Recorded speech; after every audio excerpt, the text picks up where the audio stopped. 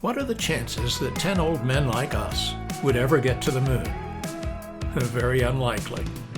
That's why we decided to do the next best thing.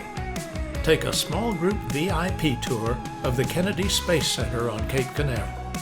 To start with, NASA's Visitor Center is quite extensive, and having a knowledgeable space expert as our personal guide would help. Beyond that, the distance between launch complexes is measured in miles. Having our own dedicated van would allow us to see in one day what would normally take us 2 or more days to visit on a shuttle bus. From the moment we arrived, our attention was drawn to the rocket garden that displayed a collection of launch vehicles used from the beginning of the U.S. space program. One of the largest was the Titan II, which carried 2 astronauts into orbit in the Gemini program. During the Cold War, 54 of them were hidden in underground silos and topped with our most powerful nuclear weapon. On a personal note, my Air Force duty was to command one of those Titan II missile crews. We are nose to nose with the Atlantis, one of several orbiting space shuttles that NASA flew in the 30 years between 1981 and 2011. 135 official missions in all. Initially, the program was focused on science and placing satellites in orbit, but toward the end, U.S. space shuttles helped build the International Space Station. Think of the Atlantis as a giant glider that's hitched to the side of a big orange fuel tank being lifted through the Earth's atmosphere by 2 solid-fueled rockets. After just 2 minutes, the rockets fall back to Earth, and the 3 main engines on the space shuttle take over to guide the spaceship toward its orbit. Fuel flows from the external tank for 6.5 minutes. Then the tank separates, re-enters the atmosphere, and burns up. Smaller motors on the Atlantis take over for final orbital positioning. At that point, the space shuttle begins circling the Earth once every 90 minutes, and it continues doing so, typically for the next 10 to 14 days. To recap, the space shuttle is launched as part of a stack that includes 2 solid-fuel rockets that lift it out of the Earth's atmosphere.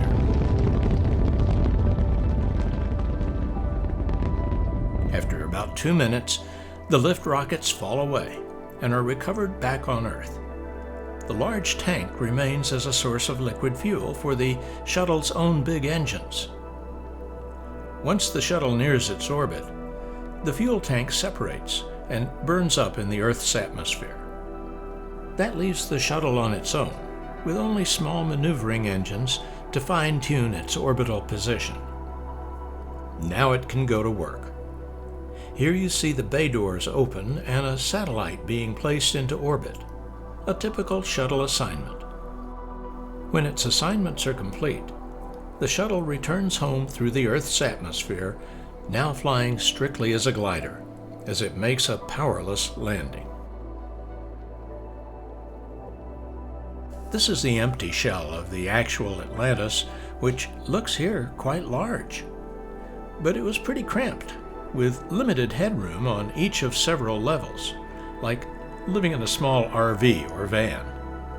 There had to be room for up to 7 people, a toilet and shower, a galley, a payload bay for experiments or satellites, and an airlock. Oh, and don't forget enough room to store clothes, food, water, and oxygen. This passageway will give you some idea of how limited the space was.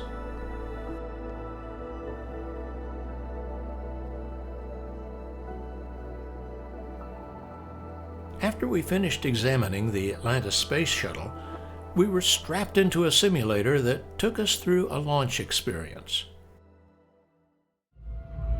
Mankind is about to leave his planet behind and journey to another.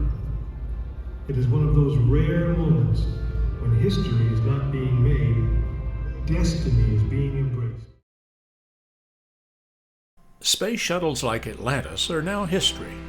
But the Artemis program to return to the moon is our immediate future. And this building is where the massive vehicles to take us back to the moon are assembled. The VAB, Vehicle Assembly Building, you see here, is 525 feet tall. It's the world's largest single-story building, and it's used for stacking rockets. The massive door was closed, and preparations for Artemis II were underway as we drove by. The SLS space launch system is inside. It's the world's most powerful rocket ever, and it will take 4 astronauts in the Orion spacecraft on a 10-day lunar flyby around the moon in early 2026. If you're wondering how to move a massive rocket to a launch pad, well, here's the answer. They stack the rocket on a big platform or tray called a mobile launch platform. Then they use a crawler transporter like this one to move the rocket very slowly and carefully to the launch area, where it serves as the actual launch pad.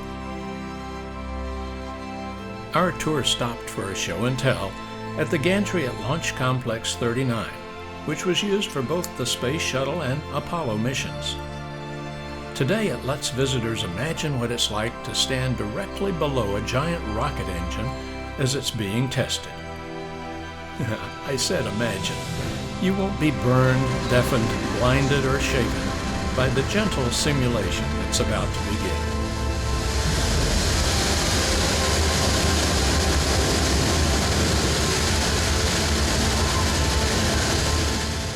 On the observation level of this gantry, we found an opportunity for hands-on experience, as we enjoyed a 360-degree view of the launch pads up and down the coast. Here's Launch Complex 39A that NASA has approved for SpaceX to make up to 44 Starship launches and 88 landings per year. As luck would have it, SpaceX was scheduled for a launch the day following our visit. What happens if something goes wrong just before takeoff and the astronauts are already on board? Well, here's an emergency egress system. Our guide told us it's been tested, but not yet used. As you can see, the distances are substantial between launch complexes, and there are a lot of them. We can't even see the ones farther north on the Space Force base. The Apollo Saturn V mission has its own exhibit center, where we found the actual capsule from Apollo 14, looking a bit tarnished from its re-entry through the Earth's atmosphere. The highlight of this building for me was a recreation of the firing room in the Launch Control Center. The panels and equipment you see here are real, but the action simulates what the engineers saw as they monitored all aspects of the launch. Once the rocket was in flight, control would transfer to the Johnson Space Center, we know it as Mission Control, in Houston. Meanwhile, enjoy the dramatic liftoff of the Apollo 8 launch.